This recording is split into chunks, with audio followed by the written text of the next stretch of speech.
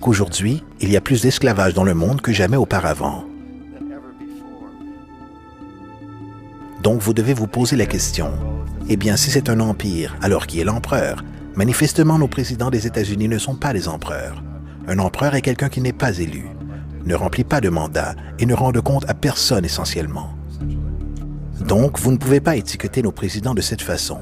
Mais nous avons ce que je considère être l'équivalent d'un empereur. Et c'est ce que j'appelle la corporatocratie. La corporatocratie est ce groupe d'individus qui administrent nos plus grosses corporations. Et ils agissent réellement comme les empereurs de cet empire. Ils contrôlent nos médias, soit par la possession directe ou par la publicité. Ils contrôlent la plupart de nos politiciens car ils financent leurs campagnes, soit au travers de corporations ou des contributions personnelles qui émergent des corporations. Ils ne sont pas élus, ils ne remplissent pas un mandat, ils ne rendent de compte à personne. D'intimité. Ce n'est pas une théorie du complot. Ces gens n'ont pas à se regrouper et comploter pour faire des choses. Ils travaillent tous essentiellement avec un principe fondamental qui est de maximiser les profits sans se soucier du coût social et environnemental. Du poulet abattu en masse dans les abattoirs d'Amérique du Sud, des États-Unis, d'Asie, d'Europe. Des stocks qui n'arrivent pas à se vendre et que là-bas personne ne veut manger. Des restes exportés dans les pays en développement, comme le Ghana.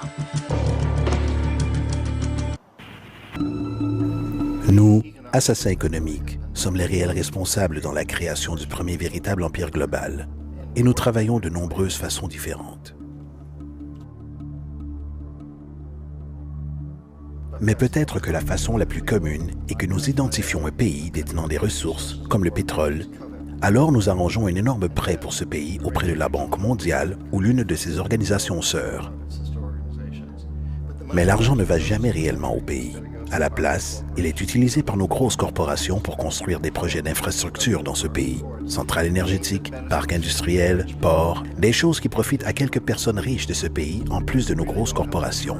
Mais certainement pas à la majorité des gens du tout. Dans tous les cas, les gens, dans l'ensemble du pays, conservent une dette énorme. C'est tellement une grosse dette qu'ils ne peuvent payer. Et cela fait partie du plan. Donc, à un moment, nous, assassins économiques, revenons auprès d'eux et disons « Écoutez, vous nous devez énormément d'argent. Vous ne pouvez pas payer votre dette. Alors vendez-nous votre pétrole à bon marché pour nos compagnies pétrolières. Permettez-nous de construire une base militaire dans votre pays ou envoyer des troupes pour supporter les nôtres à un endroit du monde comme l'Irak ou votez avec nous dans le prochain vote aux Nations Unies pour que leurs compagnies d'électricité deviennent privatisées ou leur eau et systèmes de canalisation soient privatisés et vendus aux sociétés états-uniennes ou autres sociétés multinationales. Donc, il y a une multitude de choses et manières typiques dont le FMI et la Banque mondiale travaillent. Ils mettent un pays en dette et cette dette est si grosse qu'elle ne peut être remboursée.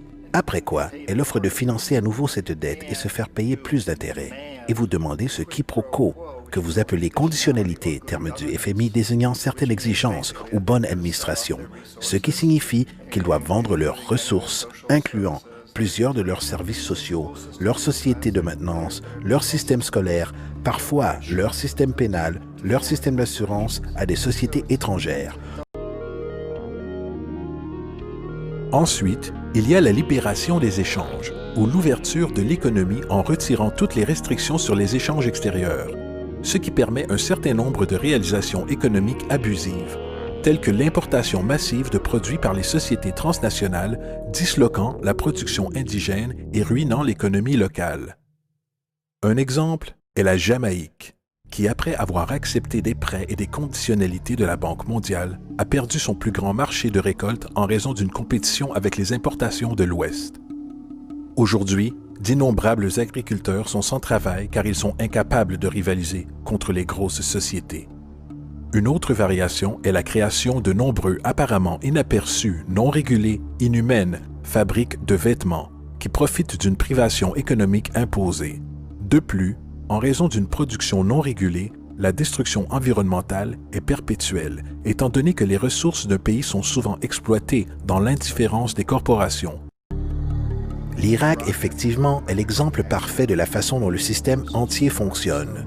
Donc, nous, assassins économiques, sommes la première ligne de défense. Nous entrons, nous essayons de corrompre les gouvernements et de les faire accepter des prêts énormes qui sont alors utilisés comme moyen de les posséder littéralement. Si nous échouons, comme j'ai échoué au Panama avec Omar Torrijos et en Équateur avec Yamé Roldos, des gens qui ont refusé d'être corrompus, alors la seconde ligne de défense est d'envoyer les chacals. Et soit les chacals renversent le gouvernement, soit ils l'assassinent. Et une fois que c'est arrivé et qu'un nouveau gouvernement est mis en place, il sera au garde à vous, car le nouveau président sait ce qu'il arrivera s'il s'en écarte. Dans le cas de l'Irak, ces deux moyens ont échoué. Les assassins économiques n'ont pas été capables de percer Saddam Hussein. Nous avons essayé avec acharnement. Nous avons essayé de lui faire accepter des marchés très similaires à ce que la famille princière saoudienne a accepté en Arabie Saoudite. Mais il n'accepta pas. Et donc, les chacals ont débarqué pour l'arracher. Ils n'ont pas réussi. Sa sécurité était très bonne. Après tout, il a, à un moment, travaillé pour la CIA. Il avait été embauché pour assassiner un ancien président d'Irak et a échoué. Mais il connaissait les systèmes. Donc, en 91, nous avons envoyé les troupes et nous avons détruit la défense irakienne. Puis, nous avons présumé à ce moment que Saddam Hussein se dévoilerait. Nous aurions pu bien sûr le soutirer à ce moment, mais nous ne le voulions pas. Il est le genre d'homme fort que nous aimons. Il contrôle son peuple. Nous pensions qu'il contrôlerait les Kurdes et qu'il garderait les Iraniens dans leurs frontières et continuerait à extraire du pétrole pour nous et qu'une fois après avoir détruit son armée, qu'il se dévoilerait.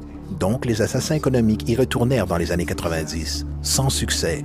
S'ils avaient réussi, il serait encore au pouvoir du pays. Nous lui aurions vendu tous les avions de combat qu'il voulait et tout ce qu'il voulait, mais ils n'y arrivèrent pas. Ils échouèrent. Les chacals n'arrivèrent pas à le récupérer à nouveau. Alors nous y avons envoyé l'armée. Encore une fois, et cette fois, nous avons fait la totale et l'avons retiré. Et par la même occasion, avons créé pour nous-mêmes quelques affaires de construction très lucratives pour reconstruire le pays que nous avions réellement détruit, ce qui est une véritable affaire pour qui détiennent des sociétés en bâtiment, de grosses. Donc, l'Irak montre les trois étapes.